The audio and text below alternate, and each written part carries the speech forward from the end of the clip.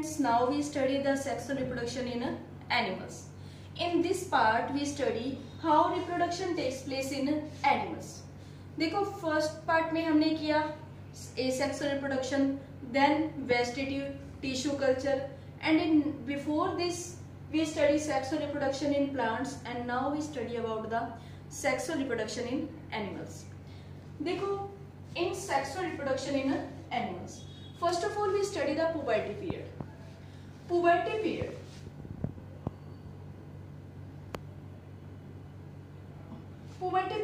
is the age in which secondary characters are developed inside the male and female, जिसमें mail और female के अंदर hormones produce होना start हो जाते हैं, उनके सेकेंडरी कैरेक्टर्स डेवलप होने स्टार्ट हो जाते हैं, उनकी बॉडी शेप चेंज होने लग जाती है, वॉइस में चेंजेस आता है और हेयर की ग्रोथ होती है. तो ये जो चेंजेस होते हैं वो किस में होते हैं? पुबर्टी पीरियड में. After 12-13 years this start, and now we study about the reproduction in animals. In animals, reproduction takes place in which two parents are involved, male and female. In male, sperms are produced, and in female, ovum or eggs are produced. देखो जो male part है इनके अंदर male gonads, testes, and in female gonads ovaries are present, and in which testes produce sperms and this produce ovum और eggs. Sperms का जो size होता है वो इस तरह से होता है, जिसमें tail, neck and head present होते हैं. और जो ओवम होता है ये ओवल शेप्ड स्ट्रक्चर होता है जो मूव नहीं करता. Sperms are small in size and ovum are large in size. Sperms are motile means जो मूव करते हैं, but ovum are non motile. ये आपकी डिफरेंस है. अगर स्पर्म्स और ओवम में आपसे डिफरेंस पूछे जाए पेपर में या टेस्ट में, तो हम इसमें ये डिफरेंस राइट कर सकते हैं. Now how reproduction takes place in male. This is the male reproductive unit in which one pair of testes are present. One pair of testes are present, and in which cavity these testes are covered. The outer covering is known as scrotum. After testes of these testes is known as scrotum, and near the testes one layer is present that is known as epidermis,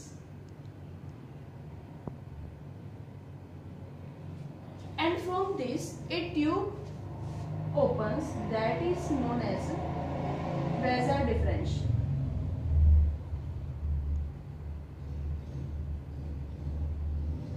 This is vasa differentia. इस वेजा differentia का काम होता है sperms को carry करना, and in the vasa deferentia a seminal vesicle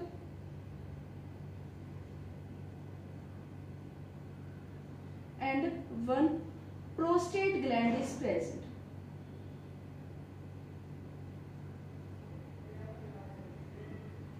this is known as urethra,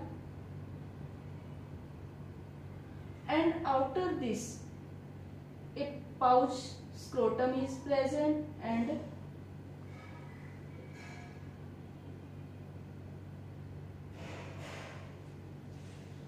now this part is known as a pelvis.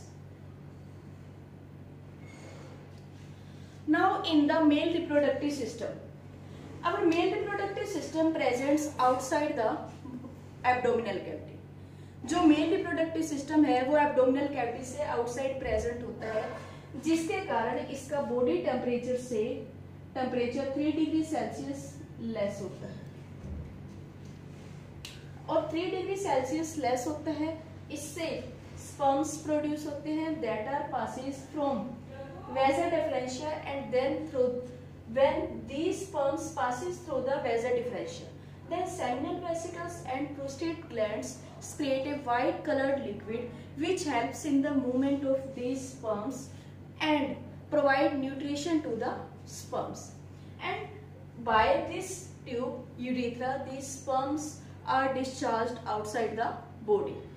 Mail के अंदर urethra single opening होती है यूरिन और स्पर्म्स के एक्सक्रीशन के लिए। ये था मेल रिप्रोडक्टिव सिस्टम। उसके बाद आता है आपका फीमेल रिप्रोडक्टिव सिस्टम। देखो फीमेल रिप्रोडक्टिव सिस्टम, ये था मेल रिप्रोडक्टिव, अब फीमेल। देखो फीमेल रिप्रोडक्टिव सिस्टम में क्या होता है कि वन पेयर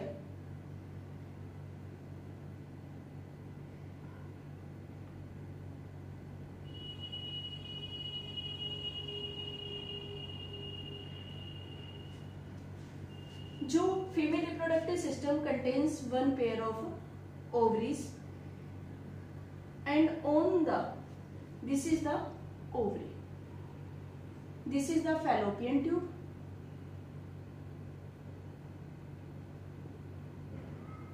और ओविडक्ट। इसको कहते हैं हम यूटिरस, यहां पे सर्विक्स और इससे लोअर पार्ट जो होगा वो होगा वेजाइना। वेजाइना का दूसरा नाम होता है बर्थ कैनल।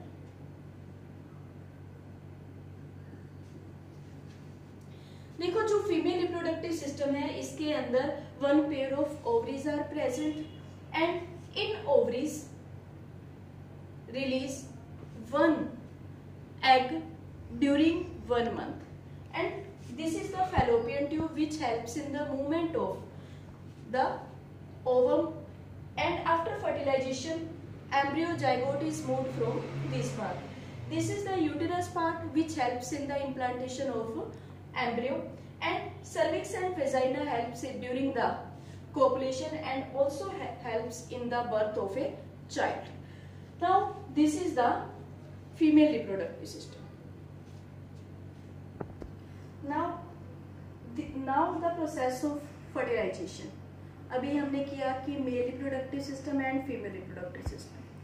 अब है कि during the process of fertilisation, now what will happen, suppose question is given what will happen if fertilisation takes place, then during sexual reproduction when male sperms are enter into the vagina during the sexual intercourse. जब भी sperms इसमें enter करते हैं तो देखो sperms होते हैं large number में होते हैं, और जब भी स्पर्म्स इसके थ्रू इसमें मूव करेंगे तो जितने स्पर्म्स मूव करेंगे सारे, इसका टेम्परेचर ज़्यादा होने के कारण इसमें डेड हो जाते हैं, क्योंकि आपको बताया था कि मेल रिप्रोडक्टिव सिस्टम का टेम्परेचर है वो 3 डिग्री सेल्सियस लेस है देन आवर बॉडी टेम्परेचर। तो जब ये स्पर्म्स लार्ज बॉडी टेम्परेचर में एंटर करेंगे तो लार्ज टेम्परेचर के कारण वो डेड हो जाएंगे, और कुछ इनकी वॉल्स की फ्रिक्शन स्ट्राइक करने की वजह से डेड हो जाएंगे। तो उसके बाद जो वन स्पर्म्स यहाँ पे एंटर करेगा फैलोपियन ट्यूब में, तो देखो जो बिफोर पुबर्टी पीरियड होता है उस टाइम उसमें ओवरी में कुछ इमैच्योर एग्स प्रेजेंट होते हैं जिनको फोलिकल्स कहा जाता है। फोलिकल्स क्या होते हैं? Immature egg.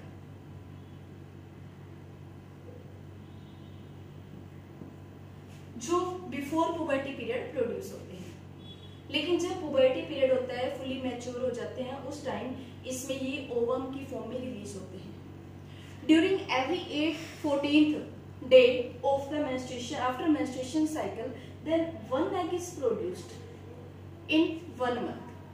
Means in complete year about 13 or 14 eggs are produced. इन दोनों में से, ओवरी में से जिसमें एग पहले मैच्योर होता है वो इसमें से रिलीज हो जाता है। And when egg is produced and this sperm are fused with this ovum, then zygote is formed. तो दोनों में फर्टिलाइजेशन की वजह से जाइगोट बनेगा। जब ये जाइगोट बनता है तब ये डॉट लाइक स्ट्रक्चर होता है।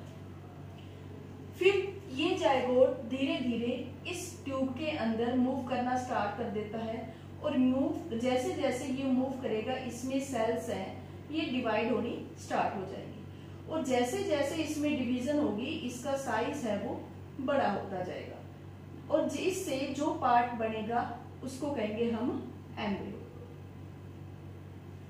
मीन्स इस जाइगोट से आगे बनेगा बाद में एम्ब्रियो और एम्ब्रियो के बाद इसमें जब डिविजन्स होनी स्टार्ट हो जाती है आफ्टर 3 मंथ, जब ये एम्ब्रियो यहाँ पर आकर अटैच हो जाता है उसको कहेंगे हम implantation. Implantation is the attachment of embryo into the walls of the uterus, that is known as implantation। और उस टाइम इसके अंदर एम्ब्रियो बन जाता है और ये एम्ब्रियो एक प्लेसेंटा के थ्रू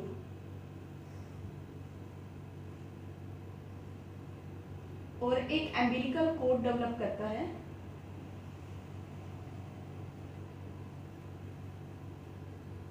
जिसके थ्रू ये एम्ब्रियो मीन्स जो फीटस बन गया है वो न्यूट्रिशन ऑब्टेन करता है। This placenta helps in providing nutrition to the baby, provides hormones, enzymes, different type of nutrients in providing oxygen and removal of waste material. जब एम्ब्रियो से बॉडी पार्ट्स विजिबल हो जाते हैं तो उसको कहते हैं हम फीटस और फीटस से आगे चाइल्ड का बर्थ होता है। देखो अब इसमें कुछ टर्म्स यूज हो रही है। Ovulation, ovulation means releasing of egg from the ovary is known as ovulation. Implantation means attachment of embryo into the uterus is known as the implantation. और जब इसमें 9 मंथ्स मीन्स 275 डेज कंप्लीट हो जाते हैं then after this muscular contraction and relaxation this gives birth to a child through the vagina means birth canal। इस birth canal के through child का birth होता है। अब आपके पास वर्ड आता है gestation period। gestation period means from fertilization to birth period is known as gestation period। कि बर्थ से लेके फर्टिलाइजेशन से लेके बर्थ तक का जो टाइम है उसको कहेंगे हम gestation period। मीन्स ये पीरियड होता है 9 मंथ का और इस 9 मंथ में इस चाइल्ड की पूरी ग्रोथ होती है। ये तो था अगर फर्टिलाइजेशन होती है तो।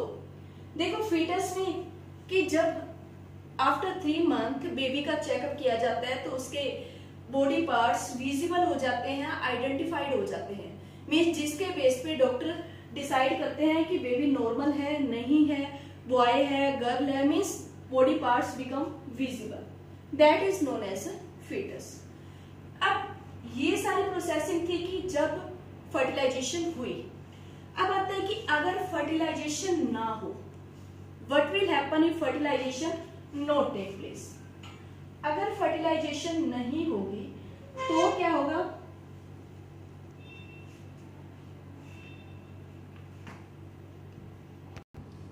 Now if fertilisation not take place, देखो आपको पता है कि पूरे जो 14th डे जब एग रिलीज होता है तो उसका फर्टिलाइजेशन उसके बाद होता है अगर स्पर्म्स वहां पे एंटर कर जाता है।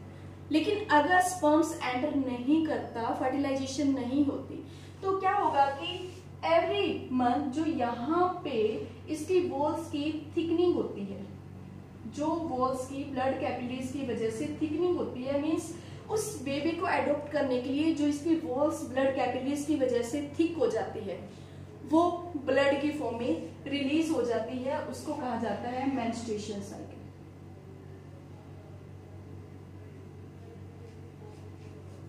जिसमें ब्लीडिंग की फॉर्म में ये वॉल्स शेड ऑफ होके रिलीज हो जाती है।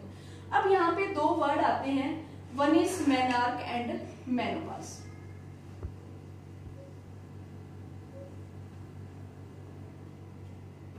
Menarche and menopause. Menarche, when menstruation cycle starts in the female, that is known as menarche. After 12 or 13 years, menstruation cycle start, and menopause means when menstruation cycle stop. After 45 years, this menstruation cycle stop means 45-50 years.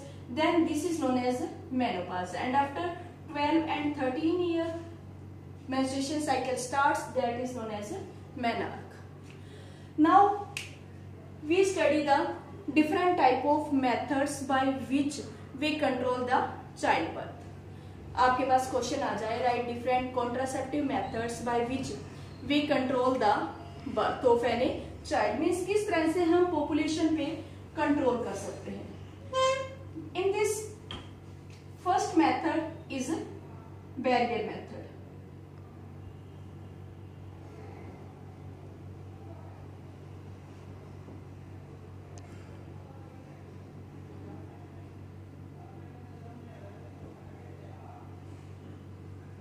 देखो जो birth control method है इसमें सबसे पहले आता है barrier method.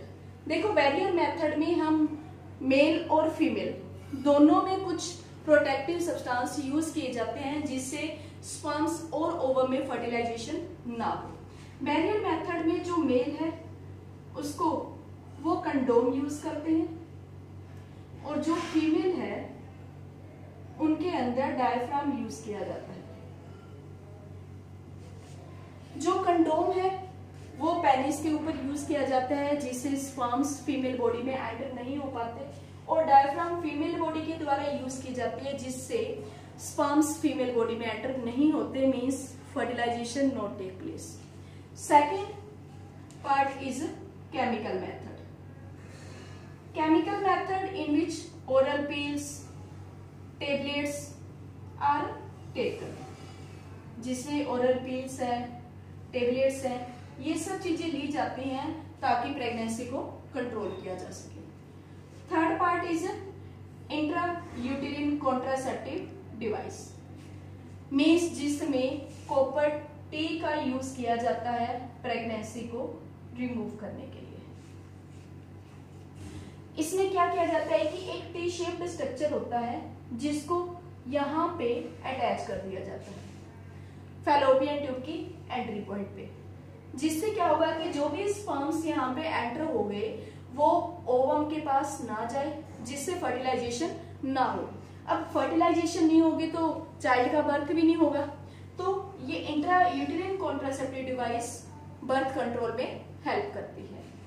Fourth is surgical method.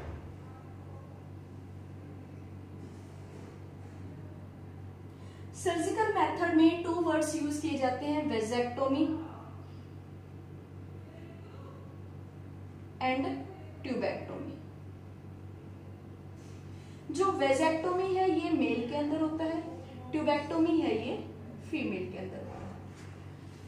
वेजेक्टोमी में क्या किया जाता है कि जो वेजा डिफरेंशियल ट्यूब होती है उसको टाई कर दिया जाता है जिससे स्पर्म्स रिलीज नहीं होते, और जो ट्यूबेक्टोमी है उसके अंदर फैलोपियन ट्यूब जिसका दूसरा नाम है ओविडक्ट, इसको टाई कर दिया जाता है यहां से ताकि स्पर्म्स ओवम के पास ना जाए और फर्टिलाइजेशन ना हो।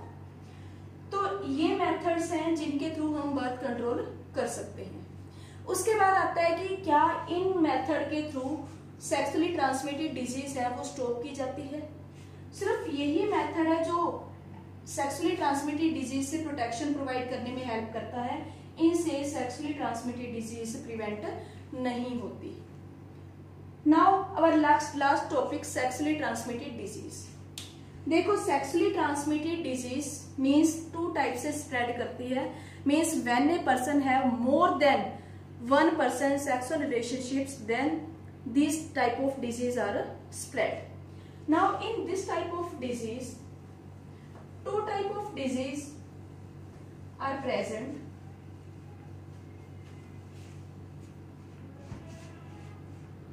First is spread by virus and second by bacteria. जो वायरस से स्प्रेड होती है वो कौन सी है? एड्स और वार्स. और जो बैक्टीरिया से फैलती है वो है गोनोरोया एंड साइफिलिस.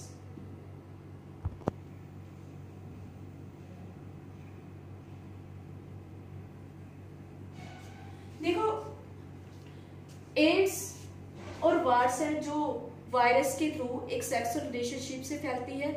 इसमें क्या होता है कि हमारी बॉडी का इम्यून सिस्टम वीक हो जाता है, जिससे इजिली कोई भी डिजीज हमारी बॉडी पे अफेक्ट कर सकती है. लेकिन जो गोनोरोया और साइफिलिस है ये बैक्टीरिया से फैलती है जो हमारी बॉडी पे अफेक्ट करती है. Now this is our last topic, disease spread by the sexually transmission. Now please subscribe, like and share my channel, and if you have any kind of problem then send in the comment box. Thanks for watching my video and for providing different type of comments for my video. Thanks again.